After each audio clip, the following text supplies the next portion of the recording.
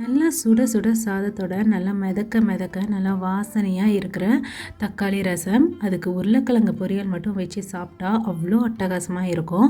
அந்த தக்காளி ரசம் எப்படி பண்ணுறது அப்படிங்கிறத பார்ப்போமா.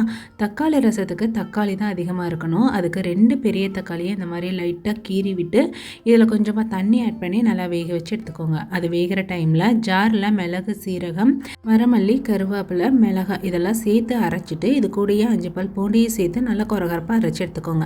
இப்போ தக்காளி நல்லா வெந்து வந்ததும் அதில் இருக்க தோலை மட்டும் எடுத்துட்டு ஆறுனதும் கையிலேயே நல்லா மசிச்சு விட்டுடுங்க. எக்ஸ்ட்ரா இந்த மாதிரி சக்கை இருந்தால் எடுத்து போட்டுருங்க. இப்போ வந்துட்டு நெல்லிக்காய் சைஸு புளியை ஊற வச்சு கரைச்சி இதில் சேர்த்துட்டு இதில் மஞ்சள் தூள், உப்பு, பெருங்காயம் சேர்த்து நல்லா கலந்து விட்டுடுங்க.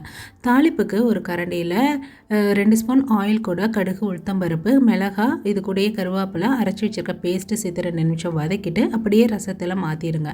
ரசம் எப்பயுமே கொதித்து வரக்கூடாது, நல்லா நுரைச்சி வந்தால் போதும். இந்த மாதிரி நுரைச்சி வந்ததும் கை நிறைய கொத்தமல்லி கீரை போட்டு இறக்குனீங்கன்னா அட்டகாசமான தக்காளி ரசம் ரெடி ஆயிரும். இதை ட்ரை பண்ணி பார்த்துட்டு எப்படி இருக்குன்னு சொல்லுங்கள். தேங்க்யூ.